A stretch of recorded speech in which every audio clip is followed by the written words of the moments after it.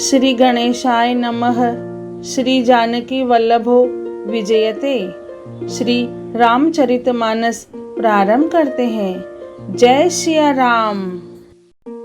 श्री रामचरितमानस के छठे सोपान लंका कांड में तीसरा खंड प्रारंभ करते हैं। राज मध्य से या मोहवश तुम जगत जननी सीता जी को हर लाए हो।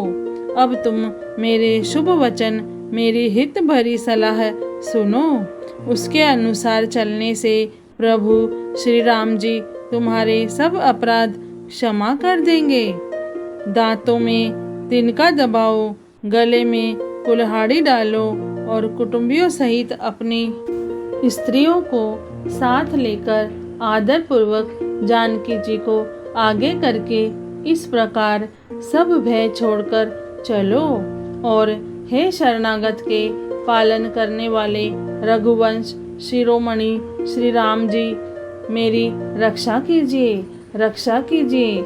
इस प्रकार आत्र प्रार्थना करो। आत्र पुकार सुनते ही प्रभु तुमको निर्भय कर देंगे।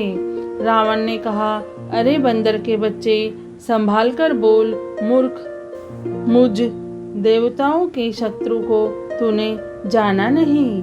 अरे भाई, अपना और अपने बाप का नाम तो बता, किस नाते से मित्रता मानता है।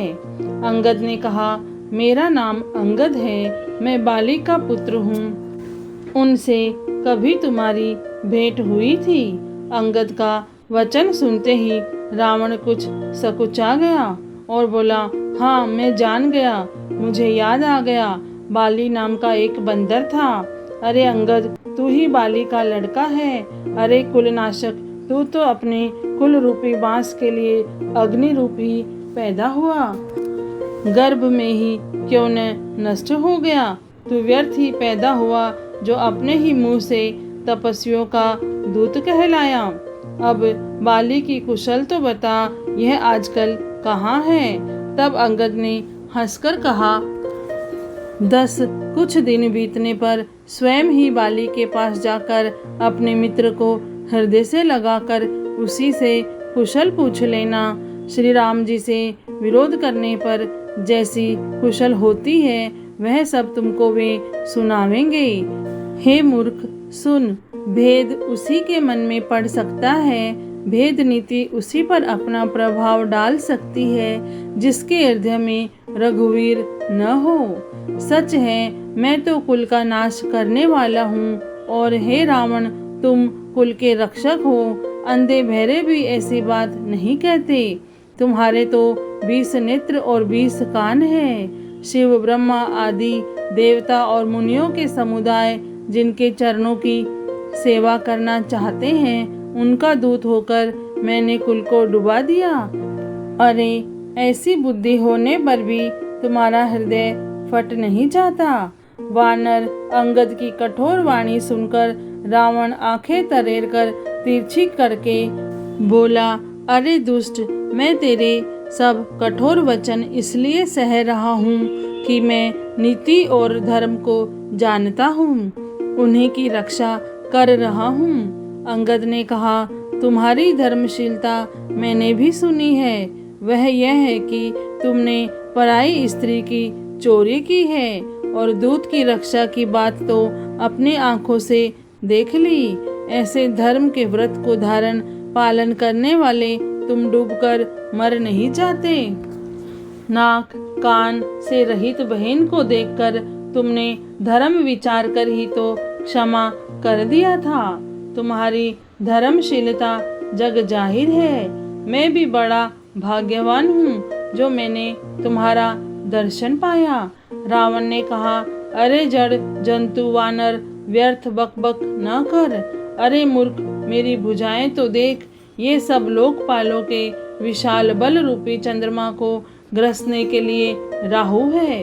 फिर तूने सुना ही होगा कि आकाश रूपी तालाब में मेरी भुजाओं रूपी कमलों पर बसकर शिवजी सहित कैलाश हंस के समान शोभा को प्राप्त हुआ था। अरे अंगद सुन, तेरी सेना में बता, ऐसा कौन योद्धा है जो मुझसे भिड़ सकेगा।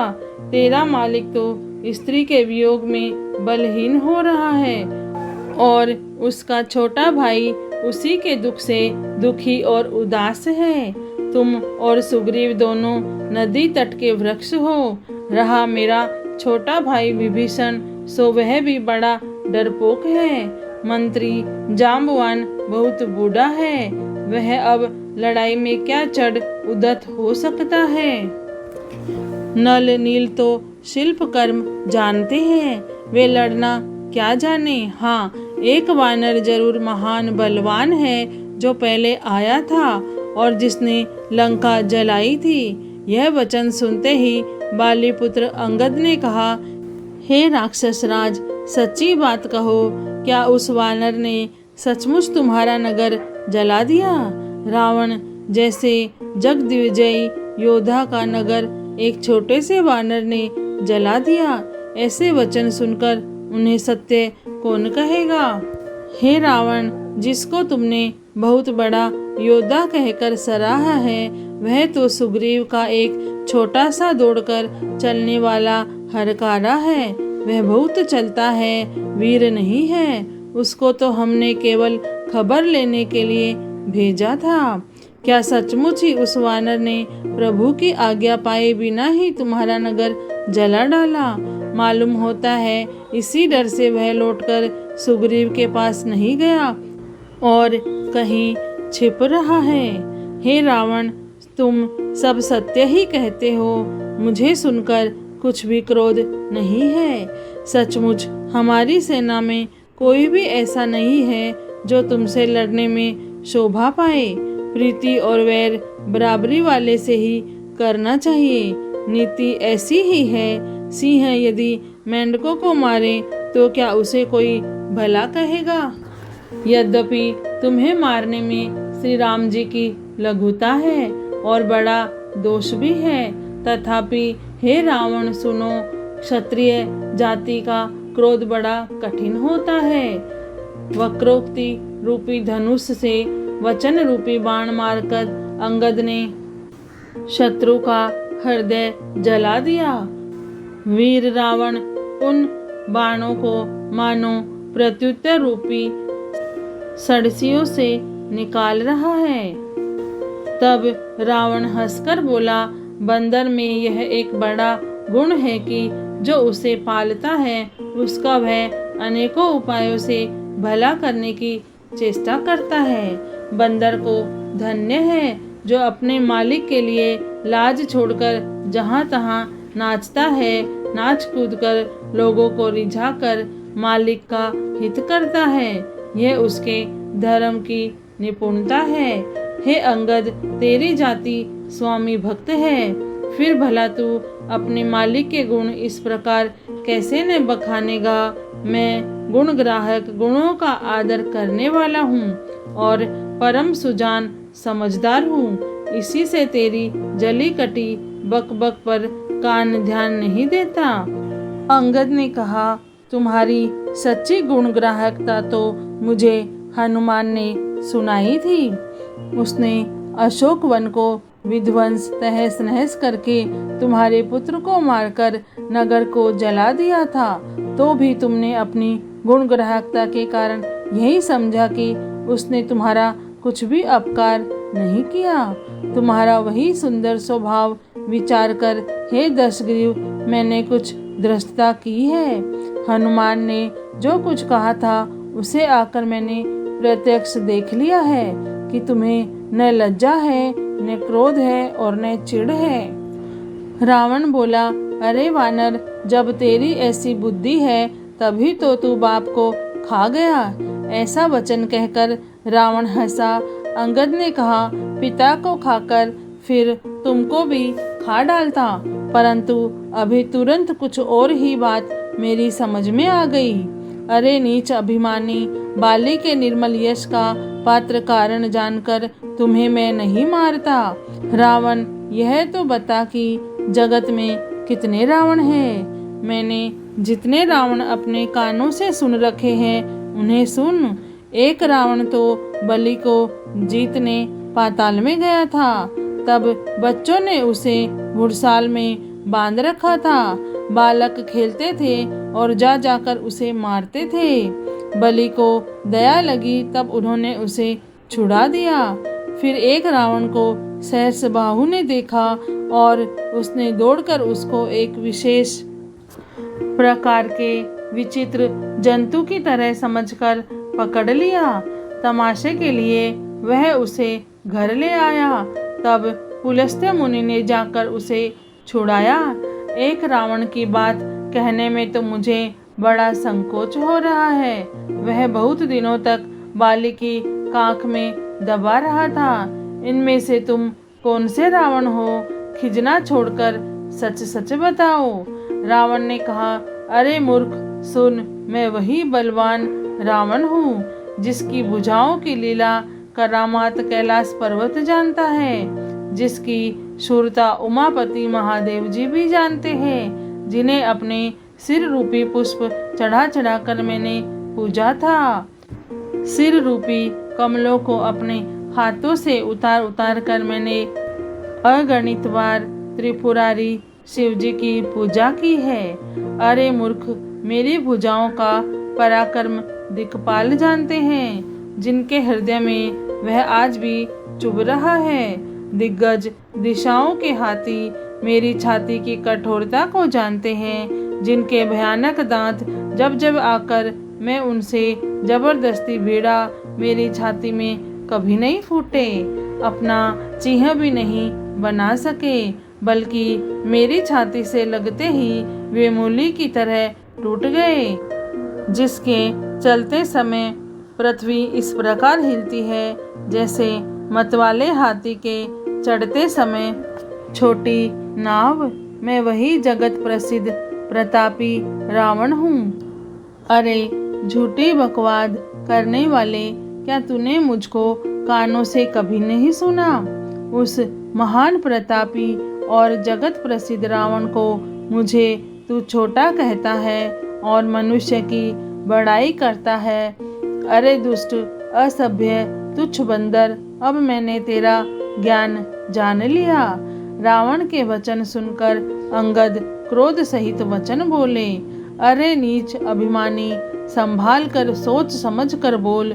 जिनका फरसा सहस्रबाहु की भुजाओं रूपी अपार वन को जलाने के लिए अग्नि के समान था, जिनके फरसा रूपी समुद्र की तीव्र धारा में अनगिनत राजा अनेकों बार डूब गए, उन परशुराम जी का गर्व जिन्हें देखते ही भाग गया।